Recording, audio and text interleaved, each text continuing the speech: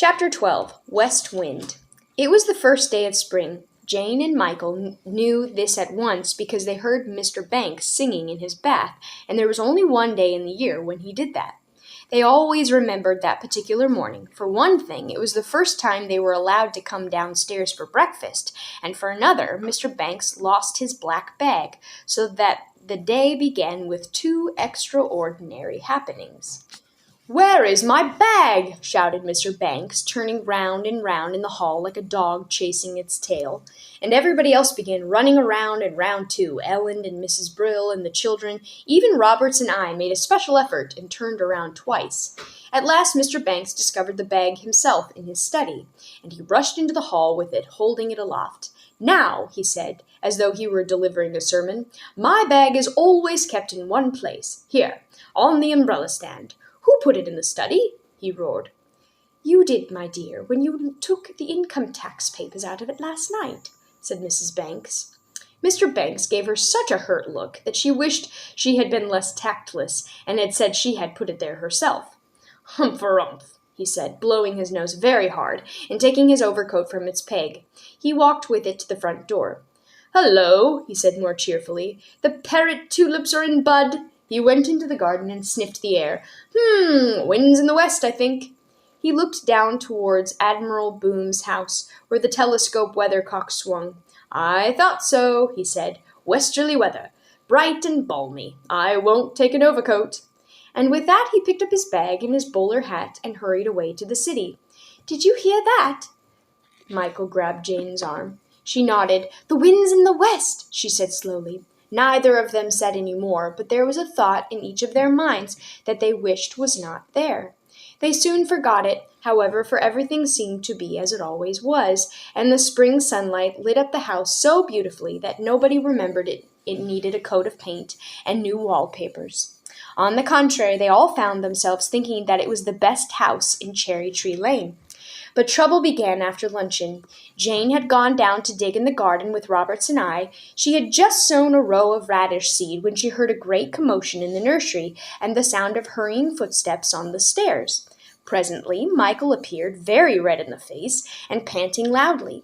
"Look, Jane, look!" he cried, and held out his hand. Within it lay Mary Poppins' compass, with the disc frantically swinging round the arrow as it trembled in Michael's shaking hand. "The compass?" said Jane, and looked at him questioningly. Michael suddenly burst into tears. "She gave it to me," he wept. "She said I could have it all for myself now. Oh, there must be something wrong. What is going to happen? She has never given me anything before." "Perhaps she was only being nice," said Jane to soothe him, but in her heart she felt as disturbed as Michael was. She knew very well that Mary Poppins never wasted time in being nice. And yet, strange to say, during that afternoon, Mary Poppins never said a cross word. Indeed, she hardly said a word at all. She seemed to be thinking very deeply, and when they asked questions, she answered them in a far-away voice. At last, Michael could bear it no longer. "Oh, do be cross, Mary Poppins! Do be cross again! It is not like you! Oh, I feel so anxious!" And indeed his heart felt heavy with the thought that something, he did not quite know what, was about to happen at number 17 Cherry Tree Lane. "Trouble, trouble, and it will trouble you," retorted Mary Poppins crossly in her usual voice, and immediately he felt a little better. "Perhaps it's only a feeling," he said to Jane. "Perhaps everything is all right, and I'm just imagining. Don't you think so, Jane?" "Probably," said Jane slowly, but she was thinking hard, and her heart felt tight in her body. The wind grew wilder towards evening, and blew in little gusts about the house. It went puffing and whistling down the chimneys, slipping in through the cracks under the windows, turning the nursery carpet up at the corners. Mary Poppins gave them their supper, and cleared away the things, stacking them neatly and methodically. Then she tidied up the nursery and put the kettle on the hob. "There," she said, glancing round the room to see that everything was all right. She was silent for a minute, then she put one hand lightly on Michael's head and the other on Jane's shoulder. "Now," she said, "I am just going to take the shoes down for Roberts and I to clean. Behave yourselves, please, till I come back." She went out and shut the door quietly behind her. Suddenly, as she went, they both felt they must run after her, but something seemed to stop them. They remained quiet, with their elbows on the table, waiting for her to come back. Each was trying to reassure the other without saying anything. "How silly we are," said Jane presently. "Everything's all right." But she knew that she said it more to comfort Michael than because she thought it was true. The nursery clock ticked loudly from the mantelpiece. The fire flickered and crackled and slowly died down. They still sat there at the table waiting. At last Michael said uneasily, "She's been gone a very long time, hasn't she?" The wind whistled and cried about the house as if in reply. The clock went on ticking its solemn double note. Suddenly the silence was broken by the sound of the front door shutting with a loud bang. "Michael!" said Jane, starting up. "Jane!" said Michael, with a white, anxious look on his face. They listened. Then they ran quickly to the window and looked out. Down below, just outside the front door, stood Mary Poppins, dressed in her coat and hat, with her carpetbag in one hand and her umbrella in the other. The wind was blowing wildly about her, tugging at her skirt, tilting her hat rakishly to one side. But it seemed to Jane and Michael that she did not mind, for she smiled as though she and the wind understood each other. She paused for a moment on the step and glanced back towards the front door. Then, with a quick movement, she opened the umbrella, though it was not raining, and thrust it over her head. The wind, with a wild cry, slipped under the umbrella, pressing it upwards as though trying to force it out of Mary Poppins' hand. But she held on tightly, and that, apparently, was what the wind wanted her to do, for presently it lifted the umbrella higher into the air and Mary Poppins from the ground. It carried her lightly so that her toes just grazed along the garden path, then it lifted her over the front gate and swept her upwards towards the branches of the cherry trees in the lane. "She's going, Jane, she's going!" cried Michael, weeping. "Quick!" cried Jane. "Let us get the twins! They must see the last of her!" She had no doubt now, nor had Michael, that Mary Poppins had gone for good because the wind had changed. They each seized a twin and rushed back to the window.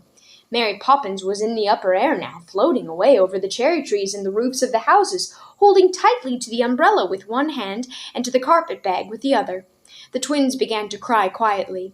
With their feet in free hands, Jane and Michael opened the window and made one last effort to stay Mary Poppins' flight. "Mary Poppins!" they cried. "Mary Poppins, come back!" But either she did not hear or deliberately took no notice, for she went sailing on and on up into the cloudy, whistling air, till at last she was wafted way over the hill and the children could see nothing but the trees bending and moaning under the wild west wind. "She did what she said she would, anyway. She stayed till the wind changed," said Jane, sighing and turning sadly from the window. She took John to his cot and put him into it. Michael said nothing, but as he brought Barbara back and tucked her into bed, he was sniffing uncontrollably. "I wonder," said Jane, "if we'll ever see her again." Suddenly they heard voices on the stairs. "Children, children," Mrs. Banks was calling as she opened the door. "Children, I am very cross. Mary Poppins has left us." "Yes," said Jane and Michael. "You knew then?"